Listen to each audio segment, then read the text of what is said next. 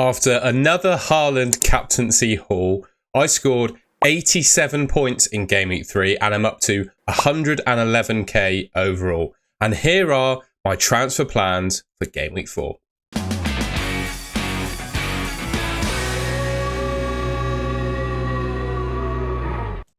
Before I get into the bulk of the video, I just wanted to say I'm conscious that it's the international break, right? There's 2 weeks now where there's no Premier League football, and I would suggest like mainly the top players in FPL are going to be representing their respective nations. So, you know, they could potentially be travelling from long distances, not be back and ready to go for Game Week 4, or potentially, of course, they could get injured while they're training or playing for their country or whatever. So the plans that I put in place at this stage are only going to be temporary, right? Because things might change during international break, etc. But, you know, it's worth thinking about what you want to do with your team before the game week. So I thought I would start the video just by looking at how my team got on in Game Week 3. So as I mentioned in the intro, I've got 87 points and I'm up to 111k overall. And I've got to say, I feel like Game Week 3 for me was one of patience paying off.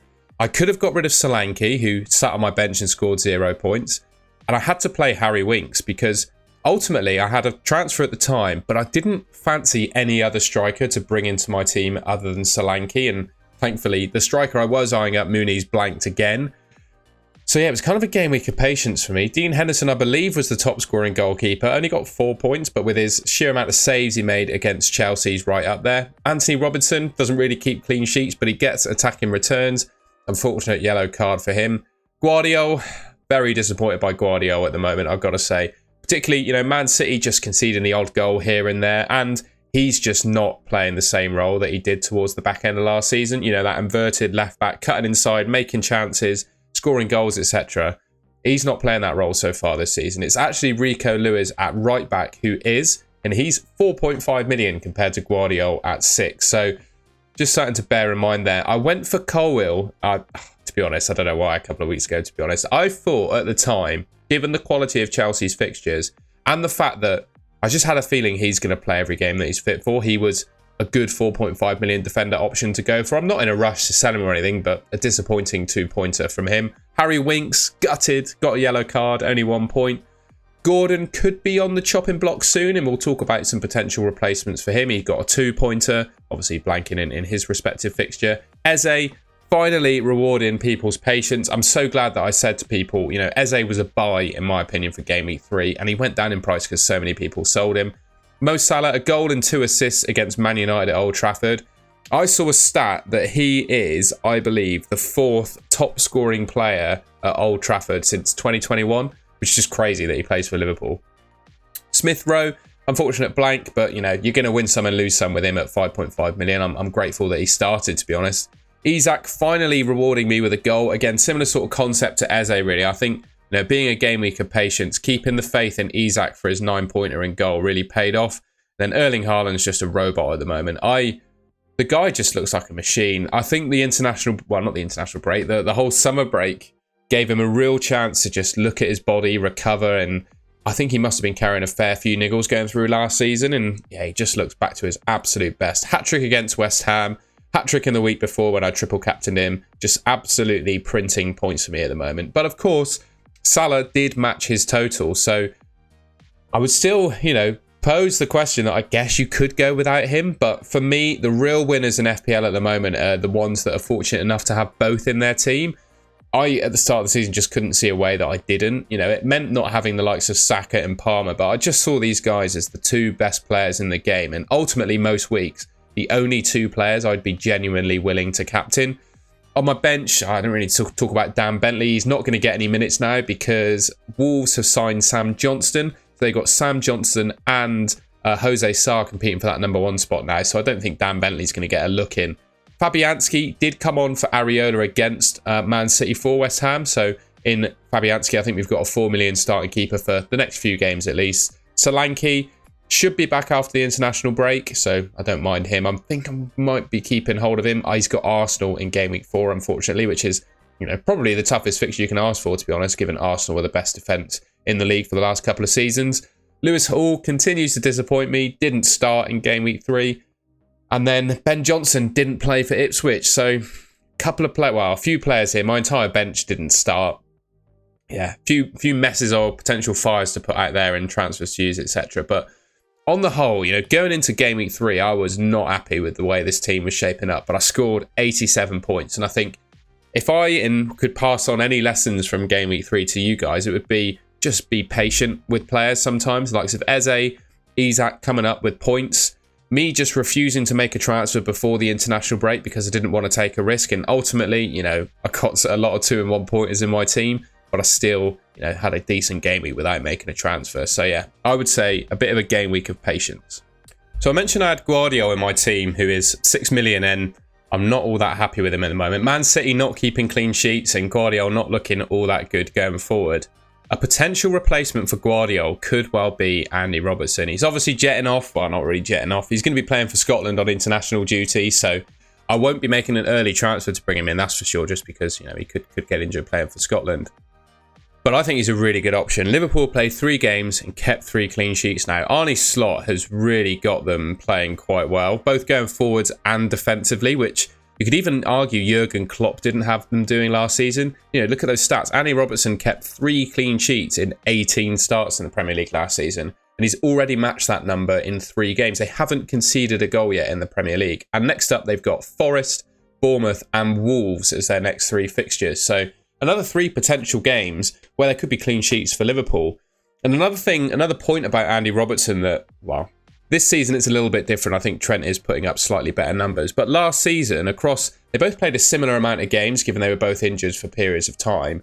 Robertson actually put up better underlying attacking numbers than Trent did. He got 3 goals, 2 assists, and put up 0.39 expected returns per 90, which is on a level with some midfielders in the game last season. So now, if he gets anywhere near those stats, which you can see he's kind of doing now, hasn't actually got a return yet from an attacking perspective, but is doing 0.25 expected returns per 90, which is a really respectable stat. And when you compare him to Trent, I don't know. Someone put in the comments actually arguing against this, which is a fair point with defenders, It does look like at the moment Robertson is slightly favoured above Trent by slot. Trent is getting substituted a little bit earlier and has not looked happy about it in the last couple of games either, which I think may have rubbed off on the manager. Although what it does mean is that early substitutions for defenders lock in a clean sheet earlier on. So that could be maybe a benefit of Trent rather than a disadvantage. But, just one thing that's been going through my mind about sort of Slot's, preference on his fullbacks. And another thing about Robertson is he kind of gives you the same sort of upsize as Trent, We'll keep the same number of clean sheets pretty much.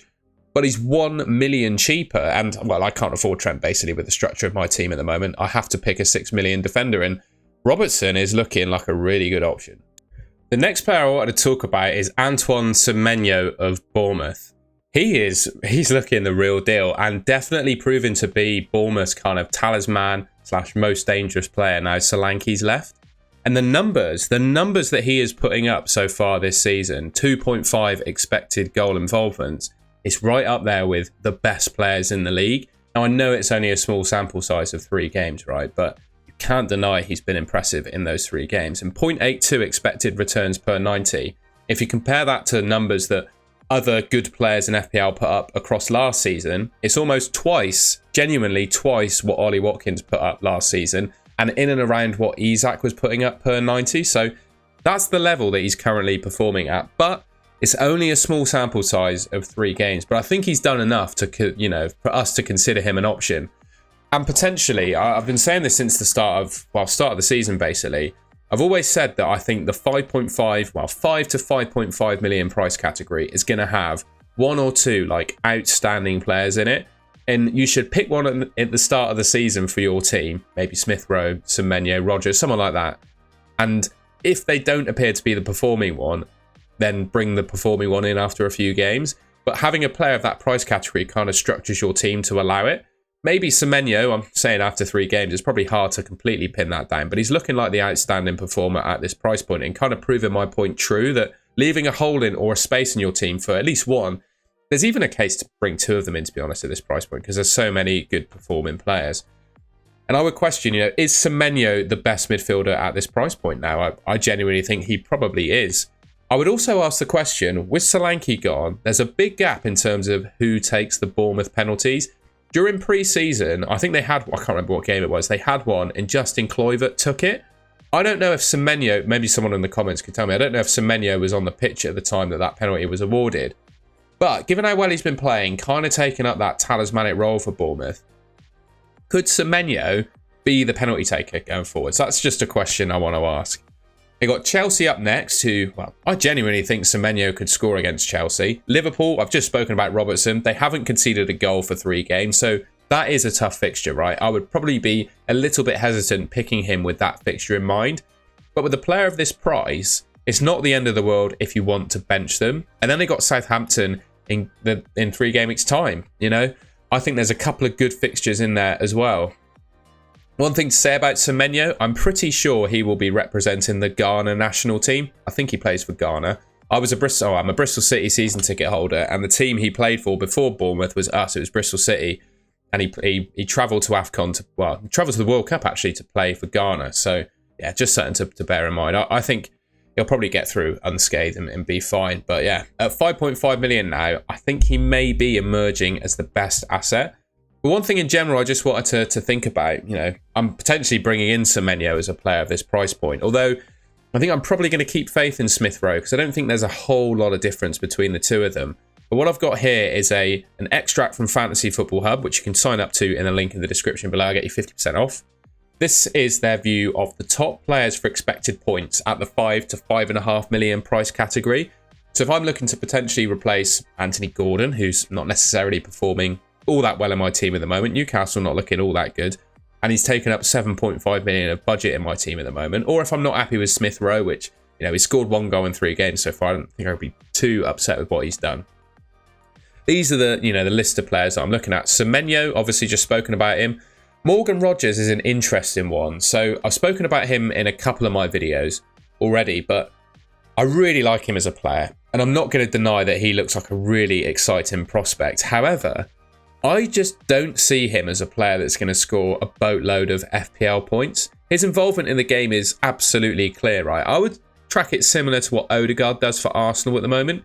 He's not necessarily a player you'd pick in FPL because he doesn't quite get the final pass for an assist or the shot for a goal, but he kind of makes everything happen for the team. And I feel like Rodgers is kind of doing that role for Aston Villa, not necessarily getting all the returns, but still looking really bright. So for that reason, I'm a little bit put off for going for him, to be honest. You've got Minter there of Brighton, who I think is really good. But Brighton, man, they just have so many attacking options that, I mean, you don't know how long he's realistically going to be staying in the team for. And then Smith Rowe, who's in my team already. So yeah, basically, I just wanted to talk about Semenyo. I'm eyeing him up as a potential transfer in, although a little bit put off by that Liverpool fixture. And just in general, you know, the top emerging players at this price category.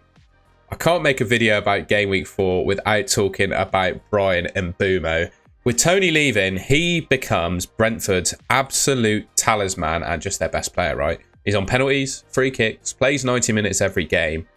That for me is just a godsend in terms of an FPL asset, right? That is all the boxes in my mind ticked. You want a player that starts every game. You want a player that's on the pitch for every minute, so he's got all the chances in the world to score. And if he takes the penalties and free kicks as well, it just adds so many strings to his bow. I think he's a great option. However, the next fixture against Man City is pretty tough, right? Again, I'm potentially looking for a replacement for Anthony Gordon.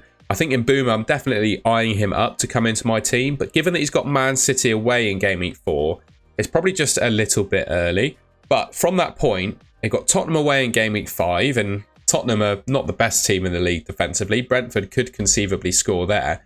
And I've done a little extract here of the Brentford fixtures from Game Week 6 onwards. West Ham at home, Wolves at home, Man United away, who are conceding goals for fun, Ipswich, Fulham, Bournemouth, Everton, Leicester.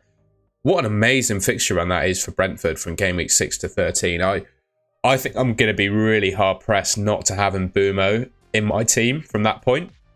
He scored 3 goals from 3 starts already this season, and he's actually put up less underlying numbers per 90 minutes than he did in the whole of last season. So does that suggest he's only going to get better? I don't know. He looks like a great option, though. And Brentford, they seem absolutely fine without Ivan Toney. And Mbeumo looks like he's going to be their main man. And like I said, just going back to my team, I'll just go back to it a second. Looking at potentially replacing Anthony Gordon, who I'm not all that satisfied with. And also Solanke, who at the moment is injured and then plays Arsenal in Game Week 4.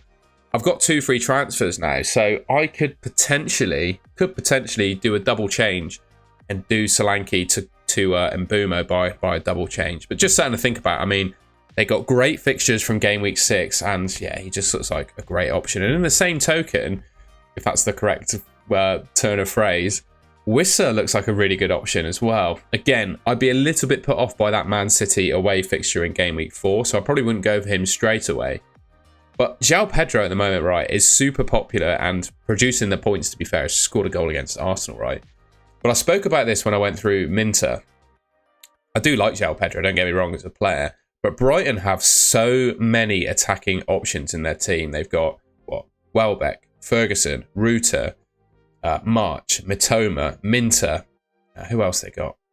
I've spoken about Ruter, have I? I don't know. You just forget how many players they have up front, right? So, in my mind, it's only a matter of time before Pedro misses some games. Whereas, when you look at someone like Wissa, who I've just spoken about how good I think the upcoming Brentford fixtures are, you've got to think, if he's fit, Wissa starts every game he's available for Brentford, right?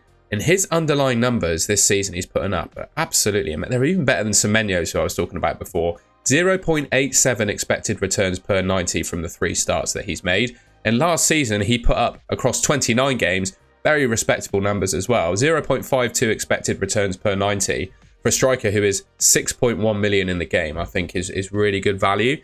And when you look at the numbers, the non-penalty expected data at least, in comparison to Mbumo, who I just said is a player that is probably my #1 transfer target at the moment, he's actually better statistically from open play than Mbumo. The two of them are obviously linking up really well. Yeah, Wissa is a really good option. And I think comparatively with João Pedro, who a lot of people already own, and I don't want to say the trainer's already kind of passed on him, but I would quite like to go a bit different from João Pedro. And my way of doing that could well be getting Wissa. I could do something like Solanke to Wissa, and then maybe Smith Rowe to Mbumo. I don't know, something like that could be possible, right? Lots to think about in my team, but yeah, those are the players that I'm eyeing up to bring in. All right, and that's the end of the video. I hope you enjoyed that. I don't usually make a transfer plans video, but given that, you know, for a change, I'm actually doing all right in the game, I thought it'd be useful, you know, if anyone's new to the channel or just wants to follow my journey in FPL this season, because I've got semi-decent rank to start with, you know, you could kind of get an idea of my thought process and what I'm planning to do with my team, players I'm targeting, etc. from this position. So yeah, if you found the video useful and want to see, you know, maybe let me know in the comments if you want to see me do this kind of thing weekly about my team. And then later on, well, obviously we've got an international break now, but later on in the week, if it's a normal sort of game week, I'd do a transfer plans and then a team selection later on, something like that. So yeah, let me know in the comments what you think of that. If you enjoyed the video and found it useful, please leave me a like rating. Again, you can let me know in the comments if you disagree with any of the players I mentioned there. I always say this, but FPL is all about different opinions. If we all had the same opinion, the game would be really boring and we'd all have the same team. So if you're going to have a different opinion to me, though, just please be polite about it in the comments. That's basically all I ask. And yeah, if you enjoy the video, want to see more from me, you can subscribe. Should be just there to the Goal on Goal channel. Thank you very much for watching, and I will catch you in my next video.